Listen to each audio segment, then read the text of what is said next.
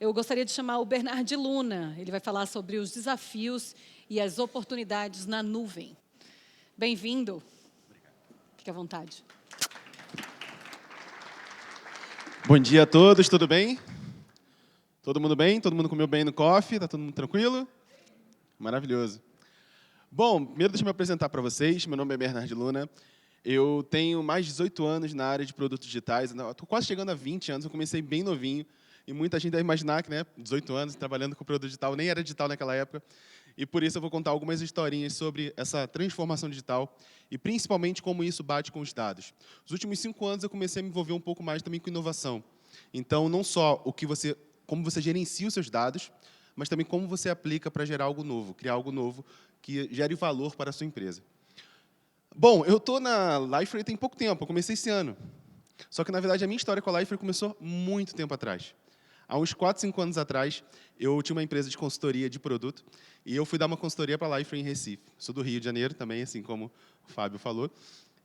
E eu fui dar um treinamento para eles criarem um produto novo. Todo o conhecimento que eles tinham com os clientes, muitos de vocês estão aqui hoje, e parceiros, e eles estavam querendo criar um produto novo.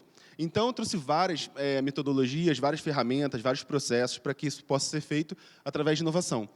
E foi muito legal, assim, aprendi muita coisa também fazendo isso. Por coincidência, esse produto virou um produto chamado Launchpad, que depois virou um produto chamado WeDeploy, que hoje é um produto Liferay XP Cloud, que é exatamente o produto que eu entrei na Liferay esse ano.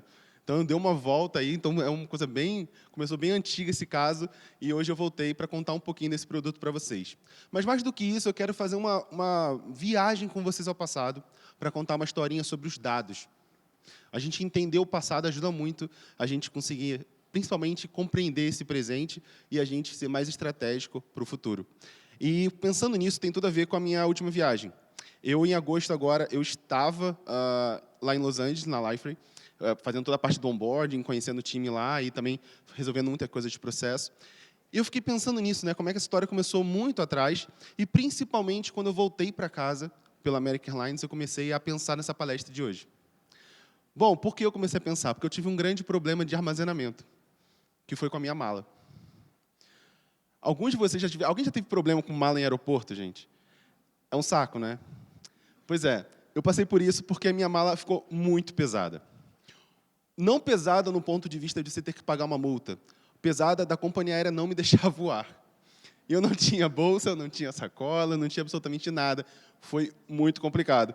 Eu perdi 1h10 no guichê de deixar a bagagem, porque eu não conseguia fazer aquelas trocas, aquele remanejamento lá, não funcionava, e já tinha fechado o check-in, e eu falei, vou morar aqui para o resto da minha vida, vou abandonar meu filho de 1 ano e meio que está em casa me esperando, e tudo bem, faz parte. Até que eu percebi que na minha mala, o que estava fazendo o peso dela ficar grande era um pote de Nutella. Não um pote, 4 potes de 1 quilo de Nutella cada um. É tenso, eu sei disso. Bom, o que eu fiz? Peguei uma sacola que já estava toda rasgada e fui eu para o raio-x lá da Polícia Federal. Obviamente, olharam para a minha cara, falaram, esse cara está com uma sacola toda rasgada, com certeza tem alguma coisa aqui estranha, e me levaram para analisar a minha sacola. Nisso, o policial tirou e falou assim, você tem 2 opções. Ou você volta para o check-in para poder despachar a sua Nutella, ou eu vou ter que jogar fora. E aí entra a questão do tempo. Gente, depois que você gasta quase 1h30 para resolver um único problema, a última coisa que você quer na sua vida é fazer o quê? É voltar lá. Então eu falei, tudo bem, cara, pode jogar fora. Eu fui chorando para o meu portão, mas isso me ensinou uma lição. Primeiro, nunca coloque a Nutella na bolsa. A segunda dela foi, o tempo que você gasta para fazer coisas que você não gosta tem que ser repensado. A gente gasta muito tempo. Existe um livro, depois, muito bacana, que fala sobre projetos paralelos, que ele divide o trabalho em bad work, good work e great work. A gente gasta muito tempo com gestão de coisas que a gente não deveria fazer com bad work. E isso impede que a gente seja criativo e consiga entregar real inovação nas empresas. E é isso que a gente vai conversar sobre isso hoje. Eu voltei pensando nisso, eu falei, nossa, que legal, vai ser tudo a ver, armazenamento de dados, armazenamento de Nutella, acho que tem uma troca legal, bacana, uma sinergia bacana. E aí, quando eu comecei a estudar sobre o assunto, eu voltei para a American Airlines. A American Airlines foi o primeiro case profissional de digitalização de dados. Isso há 1960. O primeiro case de digitalização de dados foi pegar todos os telefones que estavam rodando, né, para fazer book de passagem, inventário de assentos, toda essa parte que fazia desse processamento, e a American Airlines foi a primeira a digitalizar esse processo, o que gerou um número muito grande de um arquivo, 807 megabytes. Basicamente, o jogo do Duke Nukem, lá de 97, 96, virou um negócio desse. Então, você imagina fisicamente várias pessoas trabalhando no seu computador, que geravam um papel, porque tudo tinha que virar um papel, eles não eram conectados entre si, e você, com certeza, tinha um storage muito grande para armazenar esses dados. Hoje em dia, você consegue ter, em 4 gramas, desse tamanho aqui, você consegue estourar 256 gigas. Realmente, as coisas mudaram muito rápido, não é? Imagina bem, agora há pouco a gente está falando de inteligência artificial. Caramba, em 1960 a gente guardava as coisas em papel, mas não era só 1960. O banco de dados, como a gente conhece, que todo mundo, vocês com certeza conhecem, ele nasceu depois do processo de digitalização da American Airlines. Depois. Que nada mais era que você guardar essas entradas em algum dispositivo, alguma coisa específica. Hoje a gente fala de dispositivo, naquela época a gente não usava esse nome, né? Basicamente, isso fez algumas empresas começarem a adotar essa digitalização. Fantástico, 1960, gente.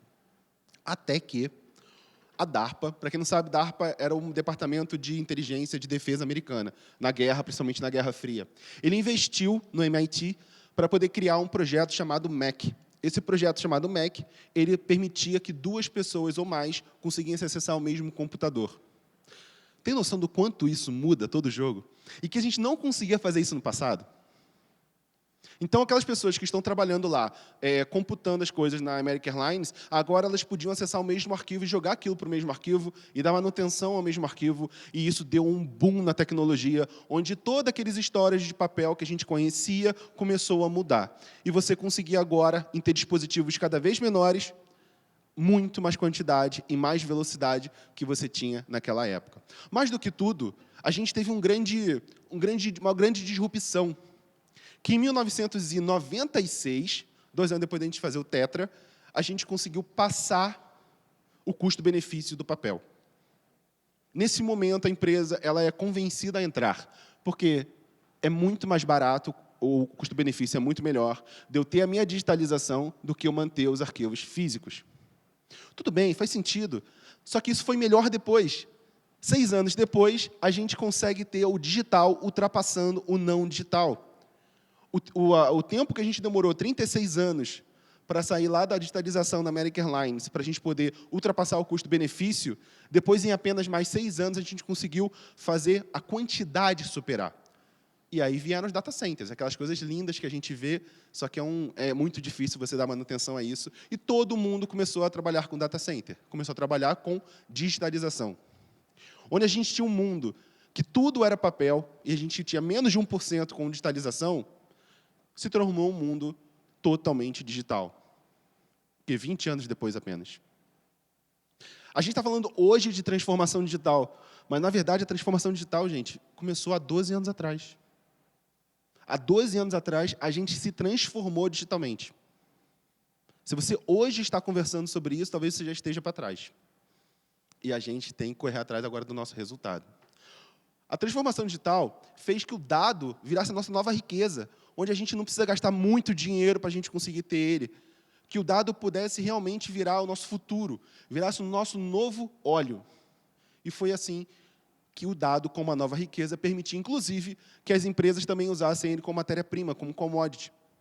Quantas empresas estão usando os dados para poder enriquecer? Ou criando produtos mais assertivos, como foi mostrado anteriormente, ou até mesmo explorando os dados para poder mudar o mundo. Os dados, realmente, eles sobressaíram em cima de qualquer outro material que a gente possa conhecer ou possa ter visto até hoje. E, para falar de riqueza, eu quero contar uma outra história, porque eu gosto muito de história. Eu quero contar a história da própria riqueza. Bom, dinheiro. Todo mundo gosta de dinheiro, todo mundo guarda dinheiro, todo mundo entende que a riqueza que você tem hoje em dia é o quanto você tem hoje num banco. A gente sabe também que, antigamente, o salário ele vinha do sal, né? Na época do Império Romano, a gente entende isso. Só que não era só o sal. Na Índia, por exemplo, você tinha as rupas, né, do sânscrito rupa, que significa gado. Então, gado era moeda de troca. Se você vai, por exemplo, para a antiga Mesopotâmia, você tinha no hoje, Oriente Médio, você tinha cevada. Já pararam de imaginar que a cevada era uma moeda? Se isso voltasse hoje, ia ser incrível. Imagina, as pessoas trocarem cevada para poder ter moeda de riqueza. Bom, as libras, que também tem em alguns países até hoje, nada mais era do que a balança que pesava as moedas para poder determinar o quanto tinha de riqueza. Por que eu estou contando isso tudo? A riqueza que você tinha, colocava na balança, que era aquela moeda, o peso dela, aquele metal, aquele ouro, era muito pesado para você guardar. Então, todos os comerciantes que tinham aquela riqueza, eles começaram a fazer o quê? Levar para o ourives. A gente conhece o ourives hoje que faz as joias, mas, na verdade, o ourives ele foi o primeiro banco. Ele que guardava a moeda dessas pessoas. E, em troca, essa parte mais interessante, em troca, ele entregava um recibo de papel. Chegou a um ponto que todo mundo tinha recibo de papel e as pessoas não trocavam mais pela moeda, elas começavam a usar o próprio recibo para fazer as compras e as vendas. E, nesse momento, a gente nasceu o dinheiro, que era muito mais leve, a gente não tinha mais o problema de peso. O dinheiro se tornou a nova riqueza. E, com isso, a gente não tinha mais como guardar aquilo tudo, não só por ser muito papel, e também pelo peso, pela dificuldade de você levar, inclusive, as suas próprias moedas, você começou a ter o ourives se tornando bancos. Então, a gente ganhou um novo local de armazenamento. Tudo isso que a gente ganhou com dados que eu contei há pouco, aconteceu a mesma coisa com a riqueza de moeda. Se você compara hoje o banco com o papel que a gente tinha antes, é o mesmo procedimento. Você tem um lugar físico onde você acumula a sua riqueza física e alguém gerencia isso para você, dando todo o benefício que o banco te traz. Não só o benefício de peso, mas também o benefício de manutenção, onde eles conseguem gerenciar a sua riqueza, o benefício de segurança, onde eles garantem que você não vai ser roubado ou te ressarcem se acontecer, mas também o benefício do tempo, porque você contar a sua riqueza o tempo todo e fazer esse gerenciamento de valor é muito complicado fazer isso dentro de casa. E aí vem a minha pergunta. Sabendo que é melhor você colocar a sua riqueza no banco, por que você guarda os seus dados como se fosse dinheiro no colchão? Por que você ainda guarda os seus dados dentro de casa?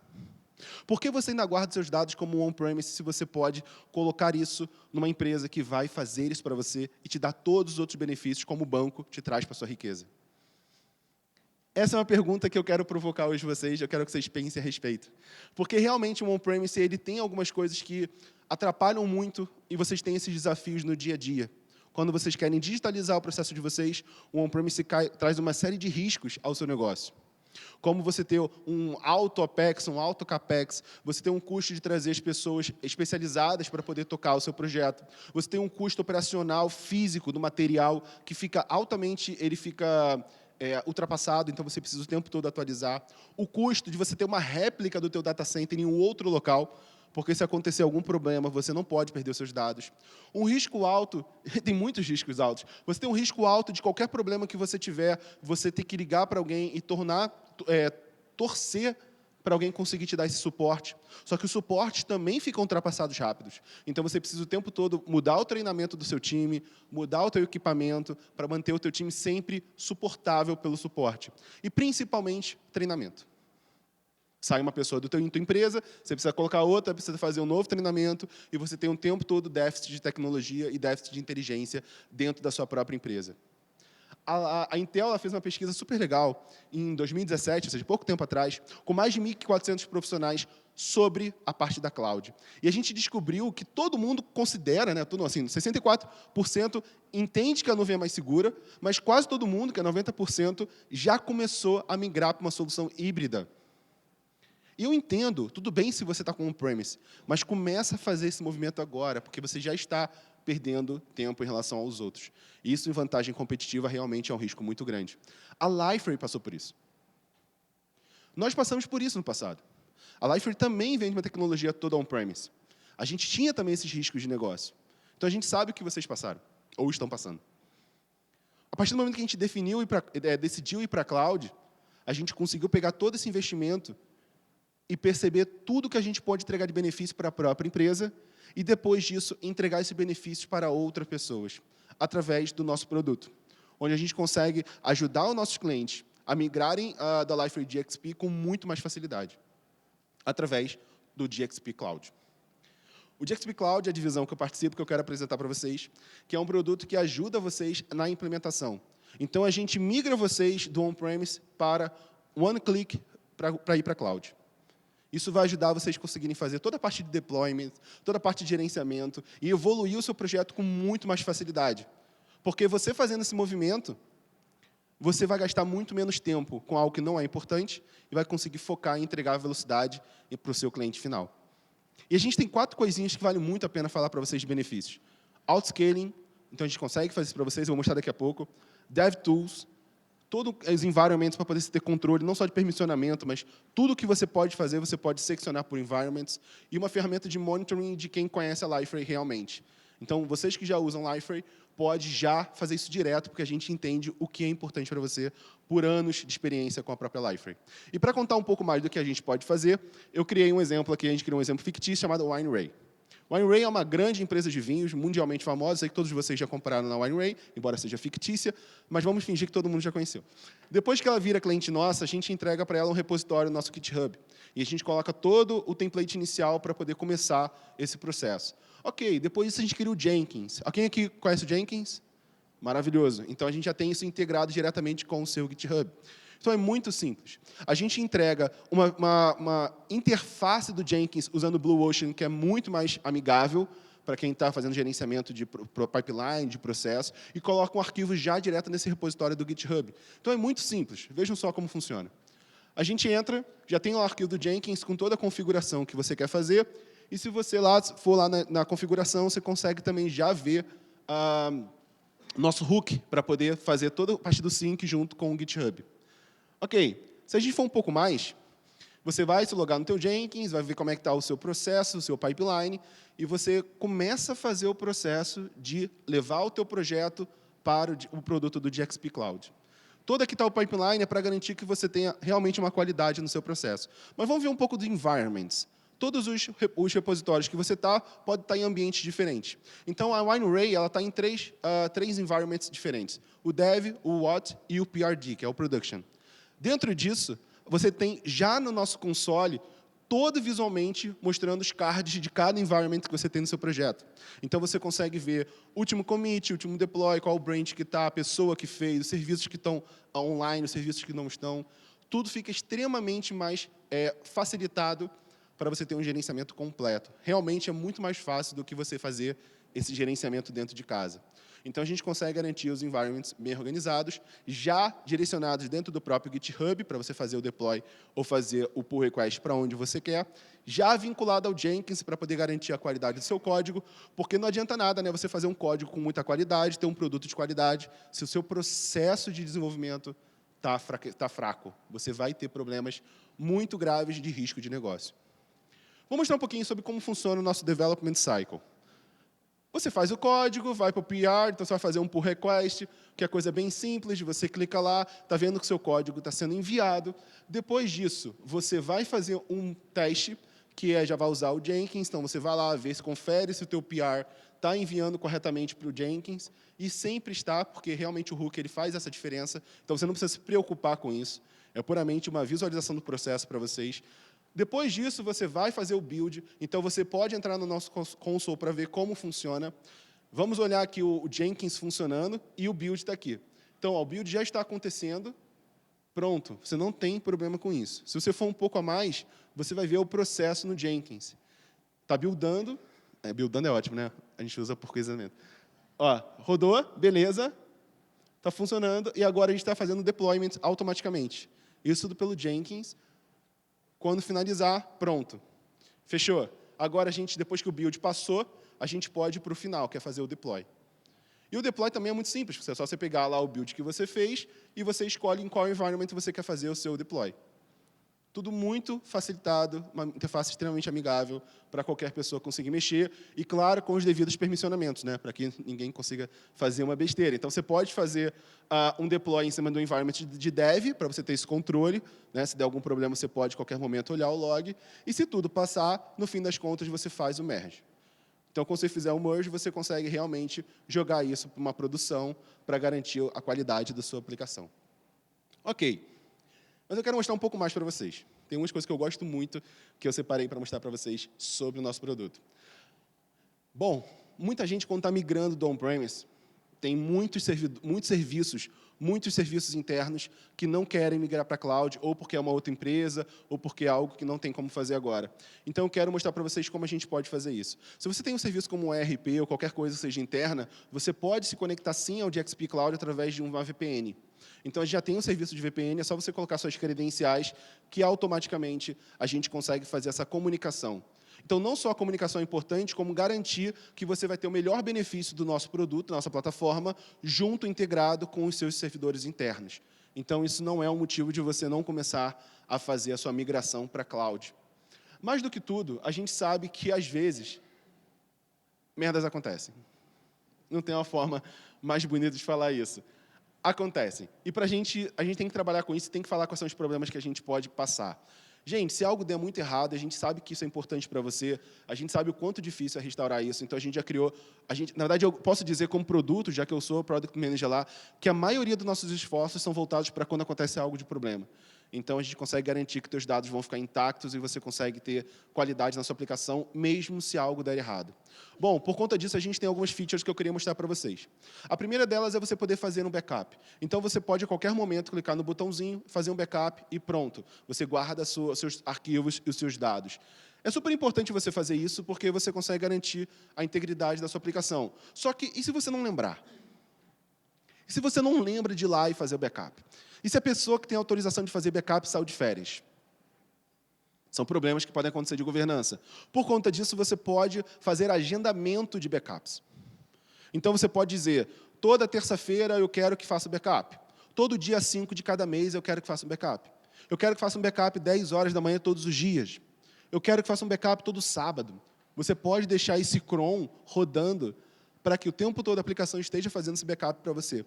E, com isso, a gente consegue garantir que sempre as suas informações no seu database, assim como os seus arquivos, estejam sempre seguros. Isso a gente consegue fazer com muita facilidade, já esse produto está funcionando e tem vários clientes nossos usando para garantir a integridade dos seus dados. Mas não é o único problema que pode acontecer com uma empresa. Se você realmente precisar restaurar, deu problema, quanto tempo demora para eu subir o meu backup? Bom, depende da sua localização, mas é muito rápido. Na hora você consegue subir o seu backup. Em qualquer momento, você pode escolher o teu backup que você quer, vai na aplicação e você bota para restaurar esse backup. Inclusive, você pode escolher em qual environment você quer subir o seu backup de novo.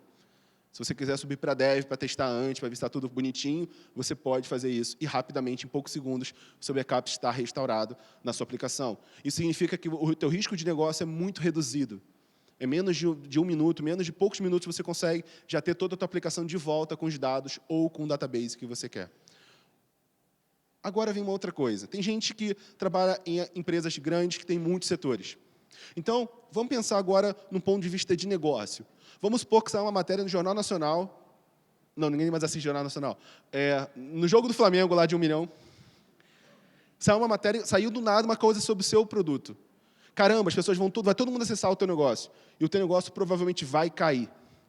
E sabe qual é o pior? Você só vai saber quando o teu cliente ligar. Não consigo acessar. Nesse momento, você perdeu talvez milhões de reais ou de dólares, dependendo do tamanho da sua empresa. Se a WineRay está usando o DXP Cloud, a gente consegue criar alertas para você. Então, você sabe realmente que aquilo ali está crescendo antes de colapsar. Antes, realmente, de cair para o usuário. Então, você consegue fazer uma ação preventiva e não só reativa depois que alguma coisa muito ruim acontece. Mais do que isso, você tem uma ferramenta de monitoramento. Então, você tem um alerta ali, você consegue ver que está com algum problema e você consegue agir em cima desse alerta. Um exemplo, se por acaso está tendo um grande nível de tráfego e está excedendo a memória, por exemplo, da aplicação, você pode tomar uma ação para isso. Qual é essa ação? Vou mostrar para vocês agora o que a gente consegue fazer com os nossos serviços. Bateu 90% de uso, está quase colapsando, está quase comprometendo. A gente vai usar um exemplo agora da Black Friday. Estamos chegando a Black Friday e todas as empresas agora de tecnologia estão desesperadas para começar já a organizar a casa para o fluxo que vai vir. Ok, se a WineRay for participar então da Black Friday, o que acontece? WineRay na Black Friday. Tudo está dando errado se ela for on-premise, e aí você começa a comprar mais servers para poder dar conta da sua audiência. E esse custo é muito alto. muito alto. Se, por acaso, tiver um servidor que não está sendo usado muito, você ainda assim está pagando por ele, porque você tem que levantar na mão os seus servidores se forem on-premise. Mas, se você for para o GXP Cloud, é muito mais simples. A gente consegue detectar onde você colocou que é um alerta que pode ser um problema para você, e a gente faz o autoscaling automaticamente. Então, você só paga por o que estiver usando naquele momento. Parou de usar, automaticamente você não precisa mais pagar por aquilo, e é feito o downscale das suas instâncias. Então, mesmo exemplo, a gente passa ali, você consegue monitorar essas informações de memória ou de qualquer coisa, você tem um scale que você está consumindo tanto de instâncias. Se você ativar o autoscaling, automaticamente a gente aumenta as instâncias para você e faz todo esse gerenciamento de forma automática, sem nenhum momento cair a sessão dos seus usuários. Se por acaso der algum problema maior, e aí você tem tudo acontecendo bonitinho, você pode clicar manualmente e fazer o downscale, ou seja, você pode remover essas instâncias também sem nenhum problema. Uma coisa super legal, quando você fala de instâncias, é que quando você tem muitos usuários vindo para os seus servers, para as suas instâncias, você faz o load balance, certo? Isso aí já é super normal, todo mundo acaba conhecendo esses termos. E quando dá um problema? E quando realmente eles vão para o pico e não conseguem mais receber esse usuário? O load balancer continua mandando proporcionalmente. Então, a gente trabalha com stick sessions, onde a gente consegue dizer para os usuários irem para a instância de baixo até que ela equalize com as outras. Então, a gente realmente consegue fazer de uma forma bem inteligente e já automática pelo GXP Cloud. E, se você quiser, você remove a instância e tudo volta ao normal. Como exemplo aqui, não estou precisando mais dessa instância, então você vai lá, você pode clicar em Manual Downscale, diz quantas instâncias você quer remover e, automaticamente, você volta para a etapa anterior. O que a gente mais quer para as empresas, e por que a gente está gastando todo o nosso esforço, nosso carinho para criar esse produto, primeiro foi para ajudar a própria Liferay, e depois ajudar todos os clientes da Liferay. A gente quer muito que as pessoas de marketing possam realmente focar no que é importante, que é fazer as vendas crescerem e aproveitar as melhores campanhas possíveis. Que as pessoas de tecnologia não se preocupem mais com o gerenciamento das informações que estão nos data centers e realmente possam focar em desenvolver aplicações incríveis para os times. E, principalmente, que as pessoas de negócio possam focar no que importa, que não é realmente a parte de dados. A gente pode fazer isso por vocês, esse armazenamento com muita qualidade, com muita potência. Não é só palavras da boca para fora, a gente tem essa solução rodando muito bem. Já tem vários clientes nossos que agora estão indo para o ar, né, para poder rodar essa aplicação, a Vera, que já fizeram toda a transferência de dados. E eu queria mostrar apenas 4 clientes para vocês, que eu tenho autorização para falar, que é a Positiva, o Correios de Chile, para quem não conhece, a Vodafone, de Londres, na Inglaterra inteira, na Europa inteira, né? E, recentemente, fechamos com o primeiro case brasileiro, que foi a Gympass. Então, são empresas muito grandes, com milhões de usuários, que a gente vai fazer esse trabalho com muito carinho de pegar os dados, e já estamos fazendo com todo o suporte da Liferay. Mostrando para vocês que realmente a gente acredita... que a gente acredita que os gastos que a nuvem você não precisa mais ter. A gente pode assumir isso para você e fazer isso com muita qualidade, porque os gastos eles vão aumentar cada vez mais enquanto você não fizer essa migração para a cloud. E o mercado é um mercado que cresce muito. Para só esse mercado de PaaS, que é o mercado de plataformas as a service, pela cloud, ele vai bater 34 bilhões daqui a 2, 3 anos. Então, se você ainda não fez esse movimento, fica o meu convite para você conhecer um pouco mais do GXP Cloud. E, por favor, pare de guardar os seus dados embaixo do seu colchão. Se um dia alguma coisa der errado, você falar, nossa, a Bernard falou naquele negócio e eu não fiz. Realmente, a gente pode ajudar com seus dados de uma forma super inteligente através do GXP Cloud. Muito obrigado, gente. Bom dia.